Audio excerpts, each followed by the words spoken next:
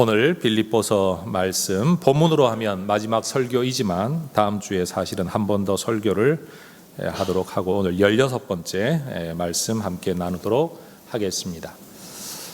오늘 설교는 제 이야기로 좀 시작해 보려고 합니다. 저는 15살에 교회를 처음 출석하기 시작을 해서 그 해에 신약 성경을 7번 읽는 은혜의 과정을 통해 하나님의 말씀을 깨닫고 은혜를 받고 16살에 세례를 받음과 동시에 저는 목사가 되기로 마음의 결심을 먹었습니다. 그리고 20살 때부터 교회 전도사로 설교자로 사역의 길에 들어서 오늘까지 이르게 되었습니다. 처음 목사의 길을 가겠다라고 결심에 이르기까지도 저에게는 결코 쉽지를 않았습니다. 그렇지만 그 결심 이후에도 주변에서 이런 결심을 지지해 주거나 아니면 이 길을 안내해 줄 수 있는 분이 주변에 아무도 없었기에 저는 혼자만의 외로운 고민으로 살아가야만 했습니다. 목사의 길이 모두가 힘들다라는 말은 해주기는 하지만 이 길을 잘 걸어가기 위해 구체적으로 무엇을 어떻게 준비해야 하는지를 가르쳐주는 사람이 아무도 없었기 때문에 이 길을 가기 위해 제가 준비할 수 있는 것이라는 것이 그냥 이 길을 걸어가는데 일어날 수 있는, 가정할 수 있는 최악의 상황을 미리 생각을 해보고 그럼에도 불구하고 너는 이 길을 가겠는가? 라는 질문을 스스로에게 던지는 겁니다. 이래도 할 거냐? 저래도 할 거냐? 라고 좋은 일이 아니라 나쁜 일만 생각을 하면서 저의 사명감을 다시 확인하고 제 부르심이 과연 맞는 것인가를 스스로가 확인할 수밖에 없었습니다. 예를 들면 이런 질문이죠. 제대된 목사의 길을 또는 설교자의 길을 걸어가는데 혹시라도 방해가 된다면 너는 결혼을 안 할 수도 있느냐? 저한테 하는 질문입니다. 네가 섬기는 교회 형편이 너무 열악해서 사택은 고사하고 교회 사무실이나 교회 어느 한 구석에서 네가 살아가게 되더라도 너는 이 길을 갈 수 있겠느냐? 복음을 전하고 교회를 세우는 이 일을 위해 바울처럼 정한 삶의 자리 없이 떠돌이 인생이 되더라도 너는 이 길을 가겠느냐? 언어가 다르고 문화가 다른 곳에 가서 현지의 풍토병에 걸리는 한이 있더라도 너는 그 부르심에 순종하겠는가? 혹이라도 네가 이 길을 걸어가는 중에 누군가가 너를 보고 너 그런 능력 가지고 왜 그 일 하냐? 내가 더 큰 영향력이 있는 자리에 직책과 돈을 줄 테니 더 멋진 자리에서 오히려 하나님 섬기며 살아가라 라고 말한다고 할지라도 세상의 그 모든 것들을 끝까지 포기하고 말씀 전하는 삶의 길을 너는 걸어갈 수 있겠느냐? 혹시라도 교회 안에 성도들이 너의 멱살을 잡는 일이 생겨도 이단들이 공격을 하고 세상의 권력이 기독교 신앙과 성경 가치를 설교한다는 이유 때문에 마치 일제 치하에 또는 공산화 시절처럼 목사라는 이유로 네가 어려움을 겪게 되더라도 너는 끝까지 이 길을 가겠는가?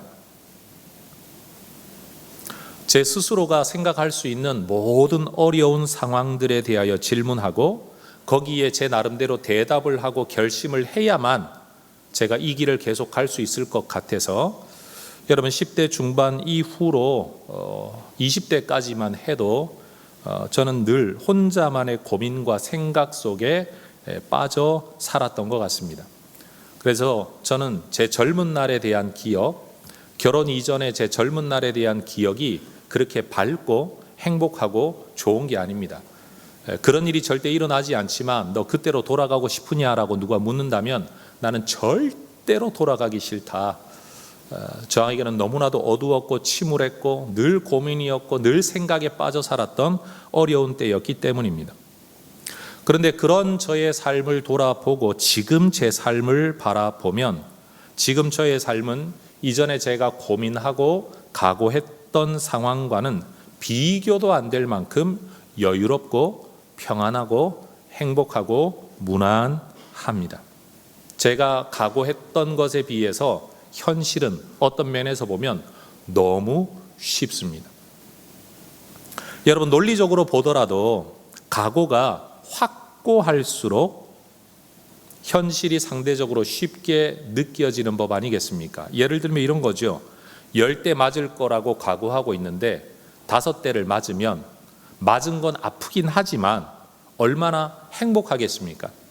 그런데 2대 맞을 거라고 각오하고 있었는데 5대를 맞으면 아픈 것도 아픈 거지만 얼마나 억울하고 얼마나 그 상황을 받아들이기 힘들겠습니까? 한번 따라해 보십시다. 굳은 결심이야말로 예측할 수 없는 미래에 맞서는 가장 좋은 준비입니다.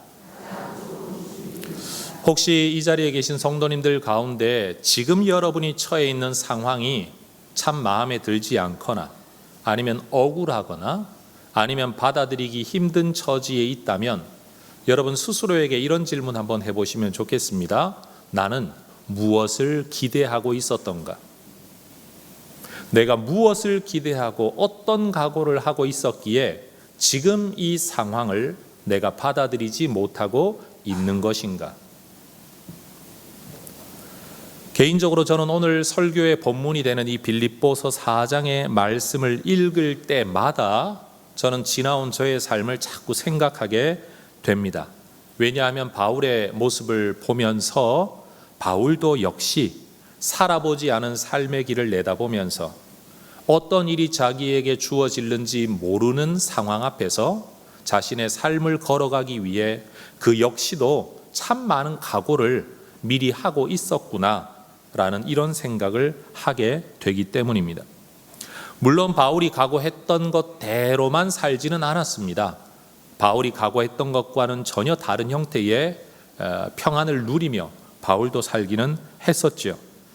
그렇다고 여러분 우리는 이것을 바울을 두고 모순이다, 위선이다 라고 말할 수는 없습니다. 예컨대 전쟁에 나서는 사람이 죽기를 각오하고 전쟁터에 나갔는데 살아 돌아왔다고 해서 너 위선자다 라고 말할 사람이 누가 있겠습니까? 여러분 성경에는 믿음을 위해 남다른 각오로 살았던 사람이 참 많습니다. 에스더는 죽으면 죽으리라 했지만 죽지 않았습니다. 다니엘은 뜻을 정하여 살았지만 여러분 불 속에 던져져도 사자굴 속에 던져넣어도 그는 살아남았습니다. 사도 바울 역시 복음을 전하는 이 사명을 위해 죽기를 각오했던 사람입니다. 사도행전 20장 23절 4절은 말씀하지요.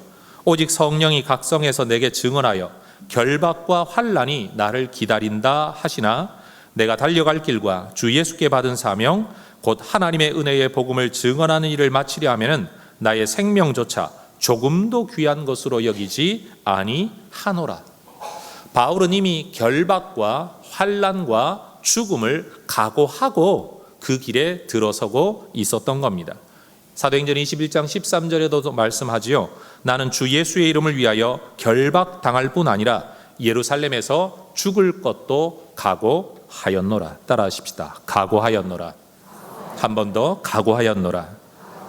여러분 사명 자체를 위해 그는 목숨을 걸었습니다. 그런데 바울에게는 또 하나의 각오가 필요했습니다. 그것은 사명 자체, 복음 전도 자체가 아니라 그 사명과 복음 전도를 위해 살아가는 과정 속에 내게 주어질 수 있는 삶의 환경에 대한 각오가 바울에게는 있었다라는 겁니다. 오늘 본문 11절에서 13절이죠. 같이 한번 읽어보겠습니다. 내가 궁핍함으로 말하는 것이 아니니라. 어떠한 형편에든지 나는 자족하기를 배웠노니 나는 비천에 처할 줄도 알고 풍부에 처할 줄도 알아. 모든 일 곧 배부름과 배고픔과 풍부와 궁핍에도 처할 줄 아는 일체의 비결을 배웠노라. 내게 능력 주시는 자 안에서 내가 모든 것을 할 수 있느니라. 바울은 하나님의 말씀에 순종하고 예수께서 허락하신 사명에 순종해서 살아간다고 해서 그 일만 하면 되지 나머지는 하나님이 알아서 해결해 주시는 것이 아니라는 것을 그는 삶에서 배워가고 있었습니다. 그가 복음을 추구하는 사람이지 돈을 추구하는 삶이 아니었기 때문에 경제적 어려움은 감내해야만 했습니다.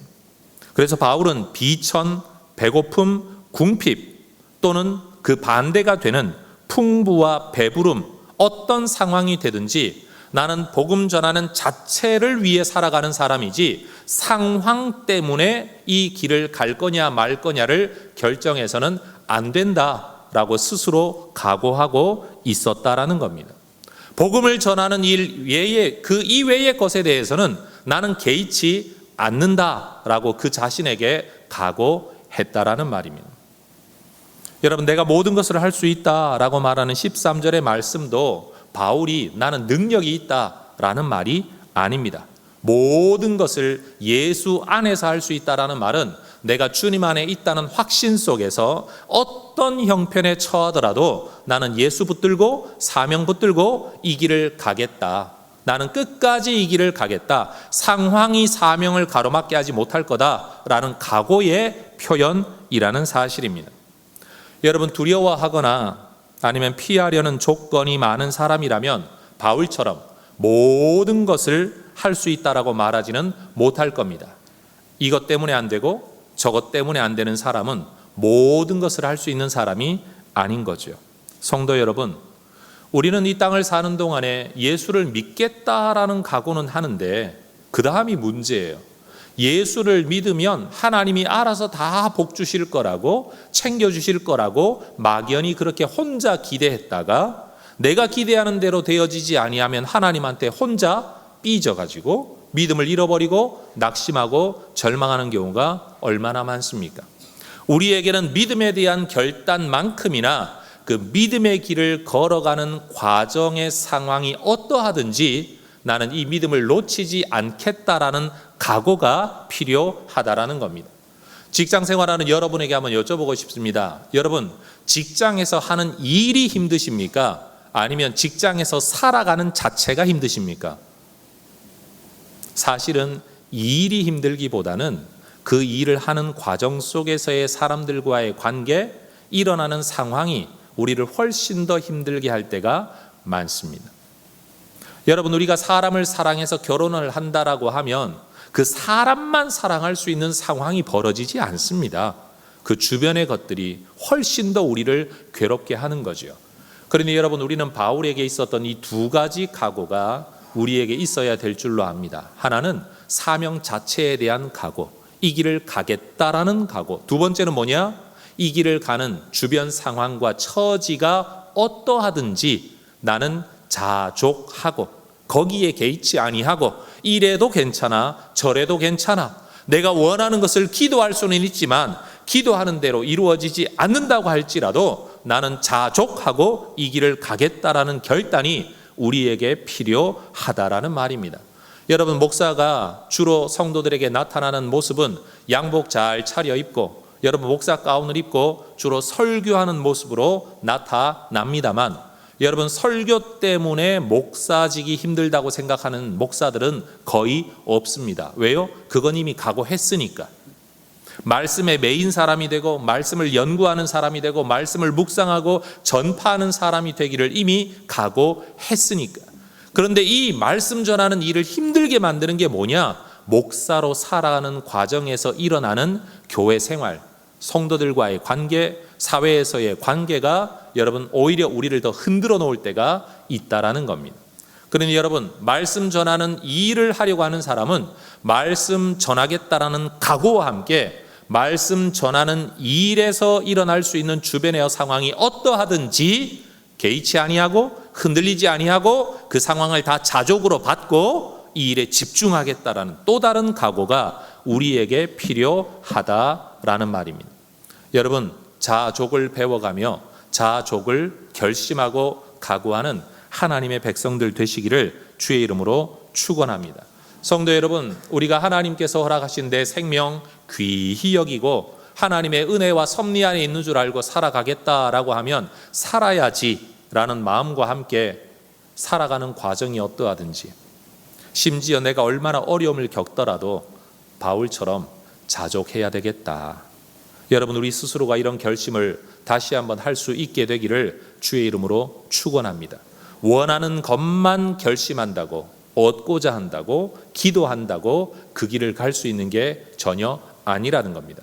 원하는 것과 원하는 곳에 가기까지, 원하는 일을 하기까지의 주변 상황에 대하여서도 바울이 가지고 있었던 자족의 결심과 결단. 여러분 직장 생활을 그렇게 이겨내시고 교회 생활을 그렇게 이겨내시고 가정 생활을 그렇게 이겨내시기를 주의 이름으로 축원합니다.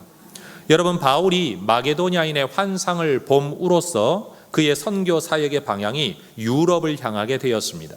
그리고 유럽에 들어간 마게도냐 지역의 첫째 가는 성이었던 빌립보에서부터 복음 전파가 시작되고 교회가 세워졌습니다. 그리고 빌립보 지역에 교회가 세워지고 난 이후에 바울은 또 다른 지역, 마게도냐의 또 다른 지역, 아가야 지역으로 복음 전도 여행을 떠납니다. 그런데 그때 어떤 교회도 어떤 개인도 바울을 후원하지 않았습니다. 그래서 선교 여행 중에 있던 바울은 자기 스스로 생존하기 위하여 말 그대로 먹고 살기 위해 어쩔 수 없이 일을 해야만 했습니다. 데살로니가 전서 2장 9절은 이렇게 말씀합니다. 형제들아 우리의 수고와 애쓴 것을 너희가 기억하리니 너희 아무에게도 폐를 끼치지 아니하려고 밤낮으로 일하면서 너희에게 하나님의 복음을 전하였노라. 밤낮으로 일하는 이것은 생계를 위한 일이었습니다. 사실 바울이 복음 전도 여행을 하고 있었던 그 시대에는 소위 말해 철학자라고 일컬어지는 사람들이 이곳저곳 이 개인 저 개인 아니면 이 모임 저 모임에 가서 강연을 하고 그리고는 강연료를 받거나 개인적인 후원을 받아 살아가는 사람들이 많았다고 합니다. 그런데 바울은 그 시대에 내가 복음을 전하는 것이 또 다른 철학자의 하나처럼 여겨지지 않기 위하여 사람들로부터 일단 돈을 받지 않았습니다.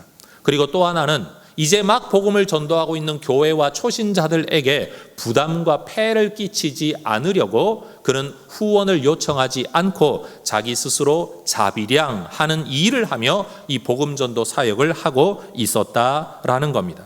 그런데 여러분 빌립보 교회는 그런 바울의 형편을 헤아려서 여러분 바울에게 대한 후원의 물질을 보낸 적이 있었던 모양입니다. 오늘 보면 15절 16절을 한번 보십시오. 빌립보 사람들아 너희도 알거니와 복음의 시초에 내가 마게도냐를 떠날 때에 주고받는 내 일에 참여한 교회가 너희 외에 아무도 없었느니라. 데살로니가에 있을 때에도 너희가 한 번뿐 아니라 두 번이나 나의 쓸 것을 보내었도다.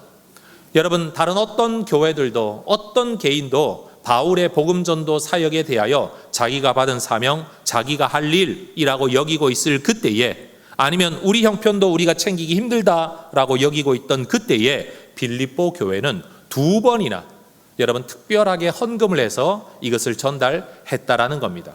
오늘날처럼 은행업이 온라인으로 발달하지 않았기 때문에 매달의 계좌이체로 할 수가 없는 거지요. 여러분 특별하게 헌금을 해야만 되었고 누군가를 통하여 이것을 직접 전달해야만 했던 일을 여러분 빌립보 교회는 두 번이나 했었던 것을 바울이 지금 기억하고 있는 겁니다. 그렇게 바울을 후원했던 빌립보 교회가 다시 한번 에바브로디도라는 사람의 편에 세 번째 후원 헌금을 보내어 왔을 때 바울은 그 에바브로디도를 빌립보 교회로 돌려보내면서 그에게 감사의 인사를 하는 거죠.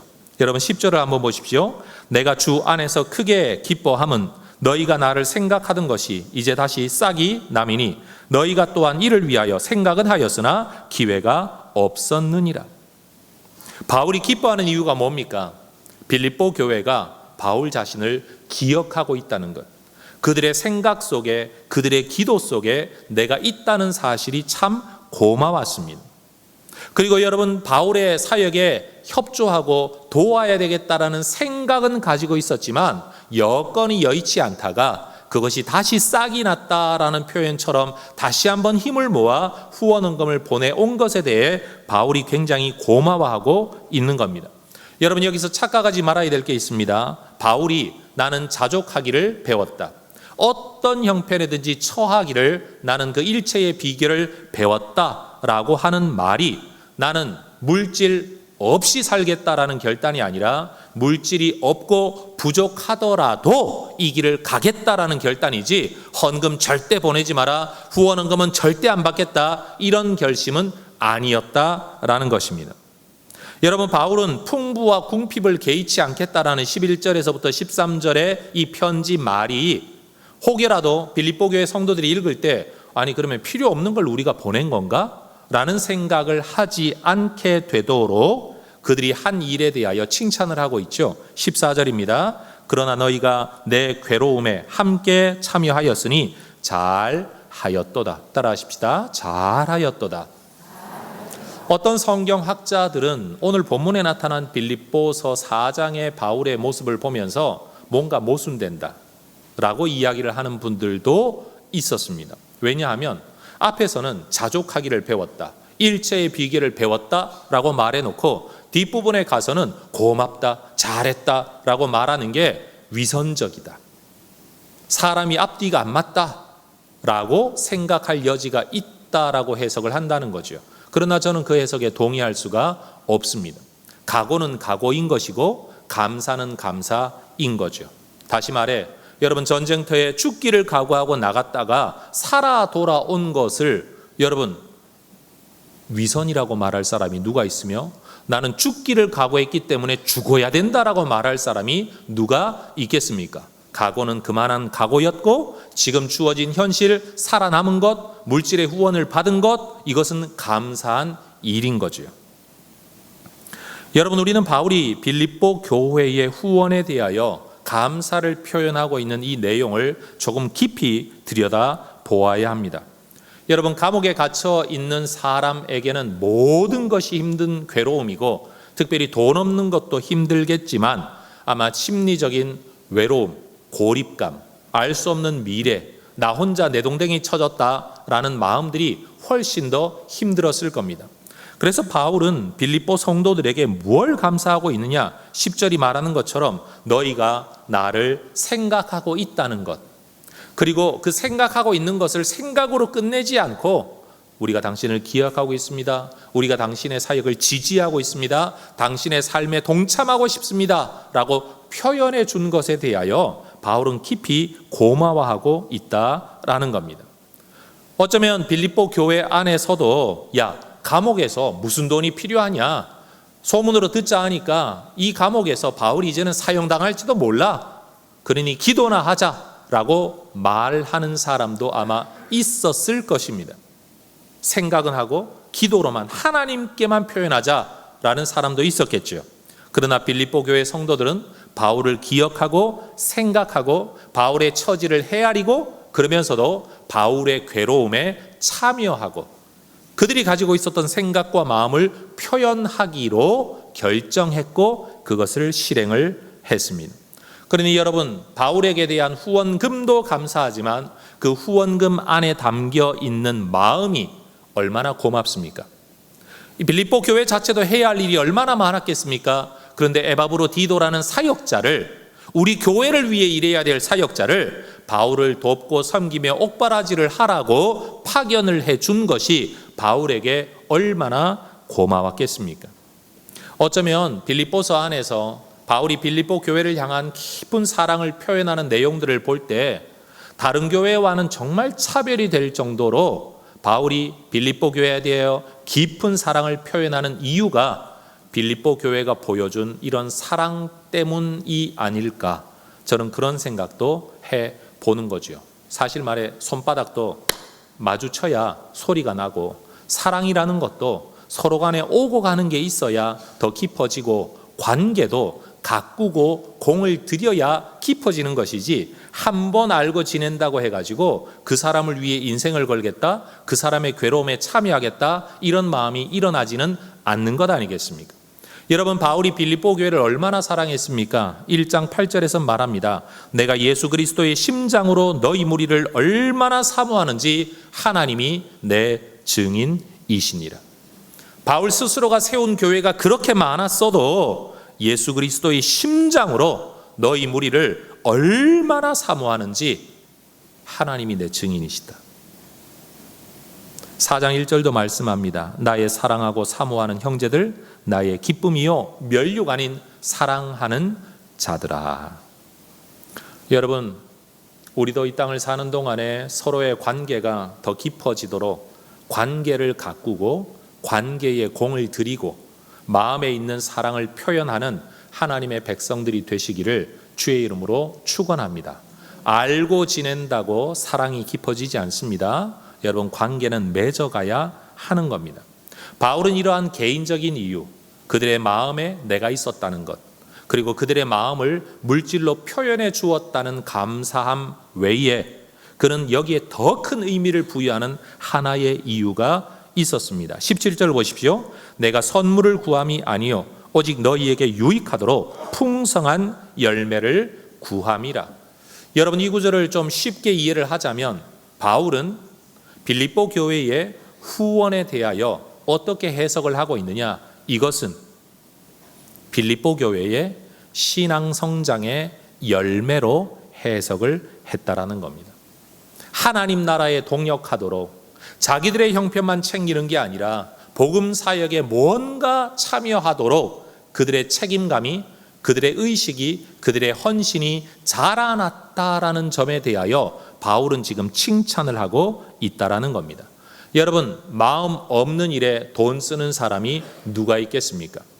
돈은 아무리 많아도 항상 우리 편에서는 부족하게 느껴지는 것 아니겠습니까? 그런데 생각지도 마음이 가지도 원하지도 않는 일에, 기뻐하지도 않는 일에 여러분, 10,000원 한 장 쓰는 거 결코 쉬운 일이 아닌 겁니다. 돈이 가는 곳에 마음이 있고 마음이 가는 곳에 돈도 따라가는 법입니다. 아마 어떤 분들은 제가 지금 하는 이 말을 되게 싫어하실런지도 모릅니다. 그러나 분명 터무니없는 말이라고 반박하시지는 못할 겁니다. 한번 따라해 보십시다. 헌금과 헌신은 신앙 성장의 지표입니다. 여러분, 헌금과 헌신은 신앙 성장의 지표입니다. 하나님에 대한 마음이 없고 교회에 대한 마음이 없고 복음에 대한 마음이 없는 사람이 여러분, 헌금을 할 수는 없는 겁니다. 하더라도 더 할 수는 없는 겁니다. 믿음이 성장해 가지 않는데 이전보다 더 많은 물질을 내어놓을 수는 없는 겁니다. 이 일의 의미를 찾지 못하고 이 일의 보람을 찾지 못하는 사람이 이 일에 자신의 시간과 몸을 내어놓을 수는 없다라는 겁니다. 여러분, 우리의 자녀들도 어려서는 부모로부터 받는 것을 당연하게 여기죠. 심지어 더 많이 주지 않는다고 투정하고 여러분, 원망할 수도 있습니다. 그런데 아이들이 조금씩 자라나다가 보면 부모로부터 받는 것이 감사하기는 하지만 그러나 또 한쪽으로는 뭐라도 부모의 짐을 덜어 드리고자 자기 스스로 아끼든지 공부를 조금 더 열심히 해서 장학금을 받으려고 애를 쓴다든지 장학금 받는 길을 찾는다든지 아르바이트의 길을 찾는 것을 보면 단순히 내가 쓰는 돈이 많아지기 위해서 그런 일을 하는 게 아니라 부모의 어려움을 조금이라도 덜어 드리려고 그런 수고를 하는 모습을 알게 될 때 우리는 속으로 이렇게 말하지 않습니까? 다 컸네. 다 컸네. 우리 애 많이 컸네. 이런 마음 가지지 않습니까? 여러분, 바로 그 마음입니다.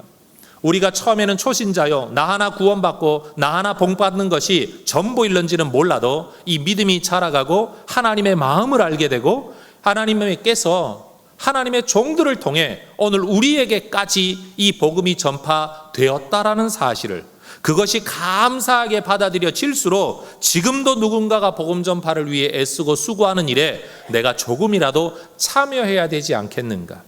은혜를 싫어한다는 게 아닙니다. 복 받는 걸 싫어한다는 게 아닙니다. 내 필요가 더 이상은 없어졌다는 게 아닙니다. 여전히 나도 부족하고 필요하지만 그래도 뭐라도 함께 참여하기를 원하는 마음으로 자라가는 것, 바울은 그것을 신앙의 성장으로 보았다라는 사실입니다. 여러분, 여러분의 집안, 한 가정을 넘어서는 집안, 가문은 어떤 집안이십니까? 제가 가만히 들여다보니까요, 그래도 종갓집의 종손들은요, 내 가정, 내 가족만 생각하지 않고 좀 더 확대된 가족들에 대한 책임감을 지고 살아가는 것 같아요. 그런데 막내의 막내 이렇게 살아가는 사람들은 집안이고 뭐고 아무 생각 없이 나만 잘 먹고 잘 살면 되고 우리 새끼들만 잘 살면 되고 내 가정만 잘 먹고 잘 살면 그만이다 라고 생각을 하는 것 같아요. 이건 나이에 대한 문제가 아닙니다. 내가 어느 자리에서 어느 정도까지를 아울러야 할 사람이냐에 대한 어떤 자리에서 나오는 인식의 차이인 것 같아요. 교회 안에도 보면요, 나 하나 복 받고, 나 하나 예수 믿고, 나 하나 구원받고, 나 하나 잘 먹고 잘 살면 되는 것이 전부라고 생각하는 그리스도인들이 있는가 하면 다른 성도들을 위하여 기도하고, 새벽에 나오면 내 새끼들이 아니라 아파하는 누구를 위해, 병든 어느 성도를 위해, 수고하는 어떤 사람들을 위해, 주의 선교사들과 목사님들을 위해 기도하는 분들을 보면 그들은 영적 종손으로 성장해 가고 있다라는 겁니다. 옆에 분에게 인사하십시다. 막내로 살지 말고 종갓집의 종손으로 살아가십시다. 여러분, 영적 종손이 되시기를 다시 한번 주의 이름으로 축원합니다. 여러분, 나 하나만 먹고 살면 된다라는 아이의 생각이 아니라 가족을 건사하고 아울러야 될, 부양해야 될 가장의 책임과 같은, 그렇게 성숙해가는 그리스도인들이 되실 수 있기를 축복합니다. 사실은 빌립보 교회가 헌금과 에바브로디도라는 사역자를 파견하는, 일꾼을 세우고 헌금을 하는 일을 통해 하나님 나라 복음 사역, 바울의 복음 전도 사역에 참여했던 것처럼 초대교회 이후로 지금까지 교회는 한쪽으로는 훈련된 사람을 세우고 한쪽으로는 그 사람에게 대한 물질을 제공함으로써 교회를 세우고 복음 전파를 하며 하나님 나라 사역을 감당해 왔습니다. 그래서 바울은 교회들에게 권면의 편지를 쓸 때마다 너 하나 예수 믿고 너 하나 복 받으라가 아니라 항상 전체 복음과 교회 공동체를 위하여 책임을 지라, 참여하라 라는 말을 많이 합니다. 로마서 16장 2절에 이런 말씀이 있습니다. 함께 읽으십시다. 너희는 주 안에서 성도들의 합당한 예절로 그를 영접하고 무엇이든지 그에게 소용되는 바를 도와줄지니 이는 그가 여러 사람과 나의 보호자가 되었습니다. 다르게 말하면 그가 하나님 나라 교회와 공동체와 심지어 사역자들을 위해서 수고하는 자, 직분이 상관없습니다. 수고하는 자, 애쓰는 자, 리더, 봉사자가 되었으니 그리스도인으로서의 합당한 예절로 그를 영접해라. 여러분, 영접하라, 합당한 예절이라는 것이 태도에만 있는 문제가 아니라 표현하라는 겁니다. 어떤 표현? 무엇이든지 그에게 소용되는 바를 도와주라. 바울은 이것을 오늘 우리에게 권면하고 있습니다.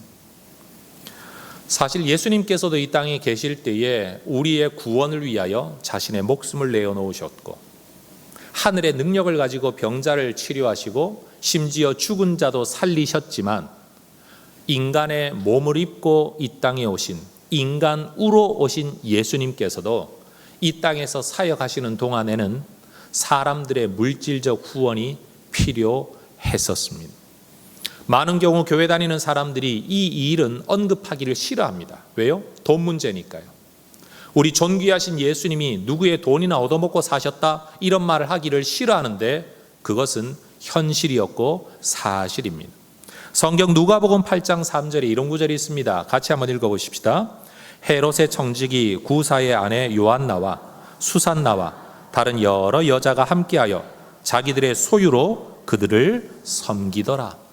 자기들의 소유로, 공공의 재산이 아닙니다. 자기 소유로 예수님과 예수님의 제자들의 사역을 섬기고 후원했다라는 말입니다. 교회에서 대부분의 사람들이 돈 문제 언급하는 거, 돈에 관해 설교하는 걸 무지 싫어합니다. 그런데 그거 아십니까? 교인들 정말 이율배반적이라는 것. 왜냐하면 돈 문제에 대한 설교 듣기 싫어하고 돈 내놓으라는 건 그렇게 싫어하면서도 사실 목사에게 기도 요청하는 건 전부 돈 벌게 해달라는 기도입니다. 좋은 직장 가게 해주세요. 돈 잘 벌게 해주세요. 사업 잘 되게 해주세요. 우리 아이 취직하게 해주세요.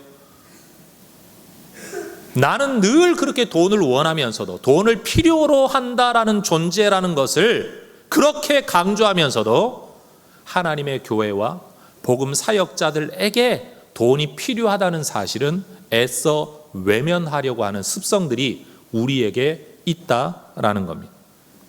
여러분, 하다못해 동창회를 가든 포럼을 하나 만들든 네트워크를 하나 만들든 아니면 새로운 사업체를 하나 시작을 하든 여러분, 돈의 투자가 없이, 사람의 투자가 없이, 공간과 시설의 투자가 없이 무슨 일이 시작되어질 수 있겠습니까? 여러분, 하나님이 주시는 물질을 가지고 내가 먹고 사는 것으로만 쓰지 말고 복음과 교회와 사역자를 세워나가는 일에 여러분 사용할 줄 아는 하나님의 백성들 되시기를 주의 이름으로 축원합니다. 사실 복음의 사역자들을 자신은요, 후원이 없더라도 나는 어떻게 해서라도 이 길을 가겠다라는 자기 결심이 필요합니다. 자족하기를 배우고, 그리고 어떤 형편에든지 처해지더라도 나는 이 길을 가겠다라는 결심이 당사자들에게는 필요합니다. 그런데 교회는요, 그것을 요구해서는 안 됩니다.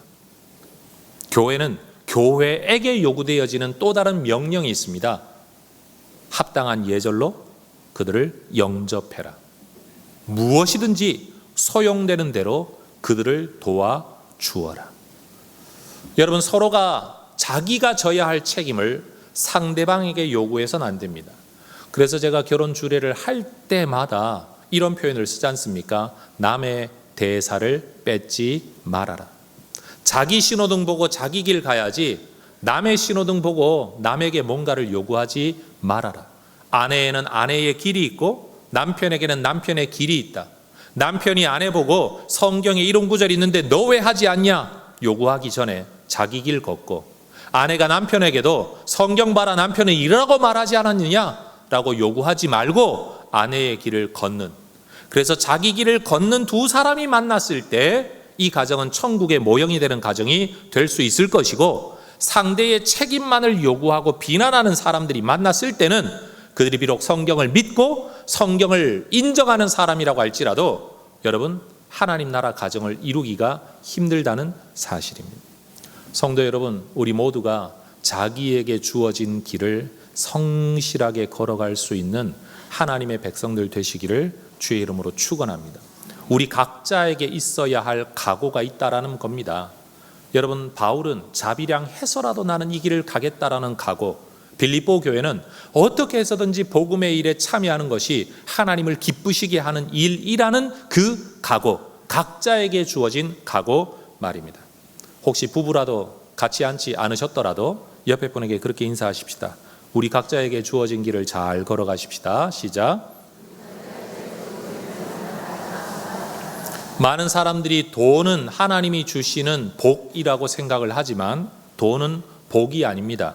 돈은 도구이고 은사입니다. 하나님 잘 섬겨서 돈의 복을 받는 게 아니라 하나님 잘 섬기라고 돈이라는 도구를 주시는 겁니다. 누군가에게는 1달란트, 누군가에게는 3달란트, 누군가에게는 5달란트를 주신다는 겁니다. 많은 사람 보고 네가 많이 받았으니까 많이 일해라 라고 요구할 수가 없는 겁니다. 각자에게 주어진 그대로 최선을 다해 주의 나라와 복음을 위하여 사용하고 사업하고 남기는 것이 우리에게 주어진 책임이라는 겁니다. 여러분, 하나님 나라와 하나님 나라의 사역자들을 위하여 시간도 쓸 줄 알고 여러분 돈도 쓸 줄 아는 하나님의 백성들 되시기를 다시 한번 주의 이름으로 축원합니다. 바울은 빌립보의 성도들에게 너희가 에바브로디도를 통해 보내준 돈을 잘 받았다라는 인사말로서 일종의 영수증을 써줍니다. 18절을 보십시오. 내게는 모든 것이 있고 또 풍부한지라 에바브로디도 편에 너희가 준 것을 내가 잘 받았다. 그리고 내가 풍족해졌다. 감사하다. 그런데 거기서 끝나지 않습니다. 분명 돈은 바울이 받았습니다. 그런데 바울은 이 후원금을 어떻게 해석하느냐? 이는 받으실 만한 향기로운 재물이요 하나님을 기쁘시게 하는 일이라 라고 해석하고 있습니다. 여러분, 이 돈 누가 받았다고요? 바울이 받았습니다. 누가 썼습니까? 바울이 썼습니다. 그런데도 바울은 이 일을 뭐라고 해석을 하고 있느냐? 받으실 만한 향기로운 재물이요 하나님을 기쁘시게 하는 일이라고 해석하고 있습니다. 여러분, 저는 바울의 이 관점이 바울이 신앙을 이용해서 남의 돈을 착취하고 있기 때문이 아니라고 확신합니다. 바울은 하나님께 부름받은 사람, 복음을 위해 인생을 내어놓은 사람, 그가 하는 모든 일의 목적이 복음을 위한 일이었기에 하나님의 복음, 예수가 직접 부여한 이 사명을 위해 함께 동참하는 빌립보 교회의 참여는 곧 하나님을 기쁘시게 하는, 하나님이 받으실 만한 향기로운 제물이라는 확신을 가지고 있었다라는 겁니다. 여러분, 저는 우리 해성교회 성도들이 복음을 위하여, 교회를 위하여 물질 내어놓는 것이 사람에게 주는 것이 아니라 하나님께 드리는 향기로운 제물, 하나님이 받으실 만한, 하나님이 기뻐하시는 제물이라는 분명한 확신을 가지실 수 있기를 소망합니다. 여러분, 바울은 이렇게 복음에 참여하는 빌립보 교회에게 축복합니다. 어떻게요? 19절이죠. 나의 하나님이 그리스도 예수 안에서 영광 가운데 그 풍성한 대로 너희 모든 쓸 것을 채우시리라. 따라하십시다. 하나님이 채우시리라. 다시요. 하나님이 채우시리라. 여러분, 바울이 자기 목적을 위해 자기가 돈을 받았다면 내가 그에게 갚아야죠. 그런데 바울은 이것이 빌립보 교회가 하나님 때문에 하나님께 바쳐드린 예물이라고 믿었기 때문에 하나님이 너희의 쓸 것을 채우실 것이라고 믿었고 축복하고 있는 겁니다. 여러분, 오늘 18절과 19절의 말씀을 보면 영어 성경이 훨씬 더 잘 이해하기 쉽게 기록되어 있어요. 여러분, 교회에서의 헌금, 복음 사역자들을 위한 헌금과 후원은 여러분, 그 사람의 하늘 계좌에, 영어로는 어카운트라고 말을 해요. 하늘 어카운트 계좌에 너희가 너희의 것을 쌓아가는 일이 된다. 크레딧을 쌓아가는 일이 된다. 크레딧이 신용이라는 뜻도 있지만 쌓아가는 예금이라는 뜻도 있고요. 그리고 하나님께서 돈을 쌓는 게 아니라 너희가 하나님 나라를 위해 돈 쓰는 일을 보고 하늘에서 너희에게 갚아주실 상을, 신용을 쌓아가고 있는 일이라고 해석을 하고 있다라는 겁니다. 히브리서 6장 10절에도 이런 말씀이 있습니다. 하나님은 불의하지 아니하사 너희 행위와 그의 이름을 위하여 나타낸 사랑으로 이미 성도를 섬긴 것과 이제도 섬기고 있는 것을 잊어버리지 아니하시느니라. 따라하십시다. 잊어버리지 아니하시느니라.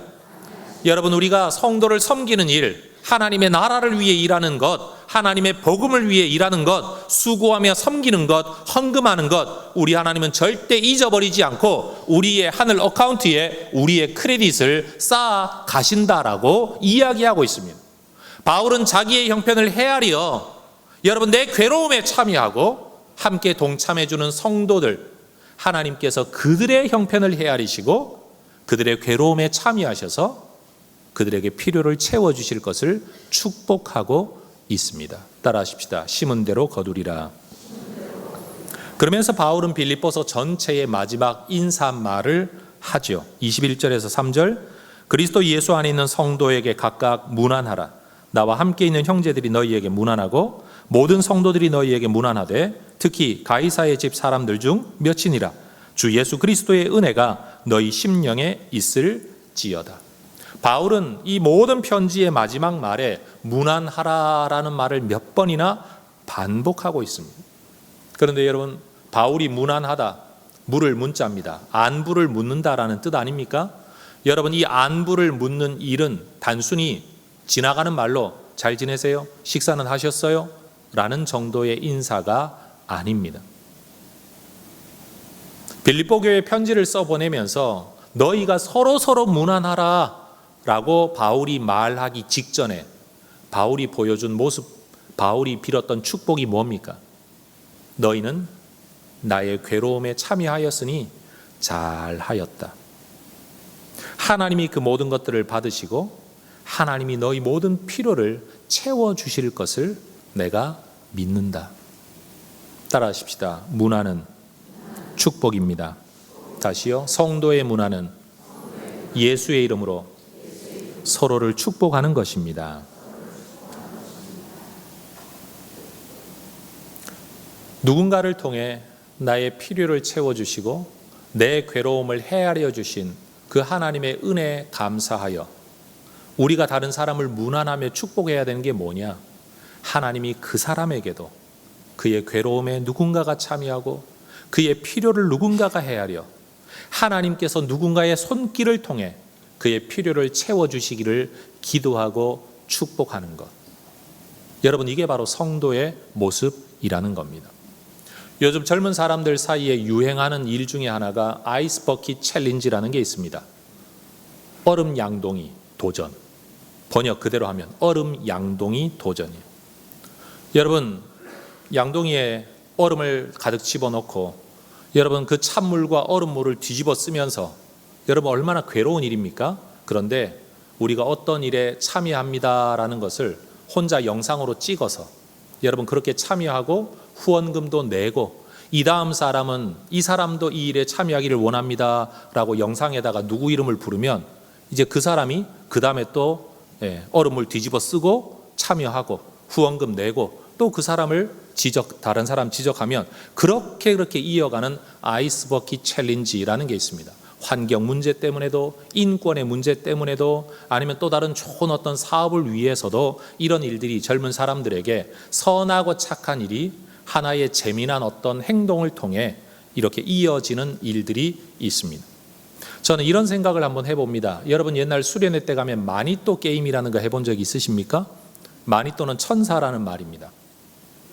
누군가가 나를 지켜보고 있어요. 근데 누군지는 몰라요. 수련회가 다 마칠 때 그 사람이 내게 편지를 써주거나 선물을 해주거나 아니면 교회 생활을 하는 동안에 3개월이면 3개월, 6개월이면 6개월 동안 그 사람의 필요를 가만히 살펴보면서 자기의 정체는 드러내지 않으면서 그의 괴로움에 참여하고 그의 마음에 참여하고 그를 위로하고 격려하는 일을 계속해주는 일종의 천사 게임 말입니다. 전 이런 상상을 한번 해봅니다.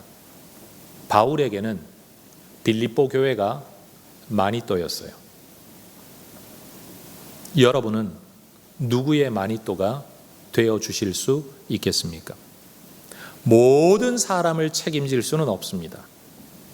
그러나 여러분, 누군가 한 사람을 마음에 담고 기도하면서 그의 괴로움에 참여하고 그의 필요에 뭐라도 도움이 된다면 함께하고자 하는 마음을 가지고 있다면 교회 봉사하는 분들이 만약 어느 누구가 참 저분 수고 많이 한다. 내가 저분의 수고를 좀 알아드리면 좋겠다. 혼자 기도할 때 나와서 하나님 누구를 복 주세요 라고만 끝내지 말고 내 마음에 있는 생각이 싹이 나고 표현되어져서 밥이라도 한 끼 대접하든지 말이라도 따뜻하게 한마디 건네면서 집사님 섬기시는 모습을 볼 때마다 제가 은혜가 됩니다. 집사님 같은 분이 하나님이 주시는 은혜와 복을 받기를 제가 기도하고 있습니다. 여러분, 그 말을 듣고 그 격려를 받은 사람은 얼마나 마음에 힘이 되겠습니까? 많은 경우 교회에서는 오로지 목사 한 분이 모두를 챙겨주기를 원하고 있어요. 여러분, 그런 일은 있을 수가 없고 감당할 수도 없습니다. 우리가 누군가의 마니또가, 우리가 누군가의 빌립보 교회처럼 되어줄 수 있으면 여러분, 우리의 신앙생활은 지금보다 훨씬 더 은혜롭고 힘이 되지 않겠습니까? 저는 오늘 이 마지막 빌립보서의 결론 부분을 설교하면서 여러분, 저는 있는 그대로 이야기하겠습니다. 바울은 지금 돈 이야기하고 있습니다. 그리고 돈과 관계된 믿음과 성장을 이야기하고 있습니다. 여러분, 돈에서 승리하는 여러분 되시기를 주의 이름으로 축원합니다.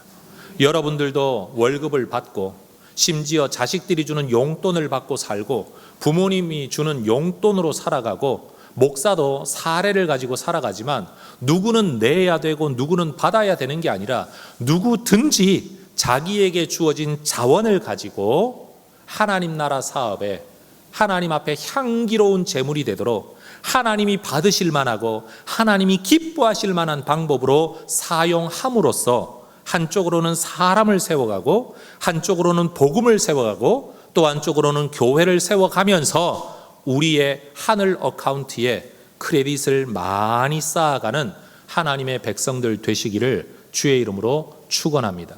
저는 오늘 이 설교를 통해서 우리 혜성 가족들이 여러분 마음에 생각 못했던 분이라면 생각을 하게 되기를, 생각은 했으나 싹이 나지 못했던 분들은 그 생각이 다시 싹을 내어 여러분 표현되어질 수 있기를, 하나님의 나라, 하나님의 공동체, 교회, 복음 사역자들을 위해 물질로 참여하고 후원하여 여러분 하나님 나라에 동참하는, 그래서 하나님이 여러분에게 갚아주시는 은혜가 있게 되기를 주의 이름으로 축원합니다. 기도하겠습니다.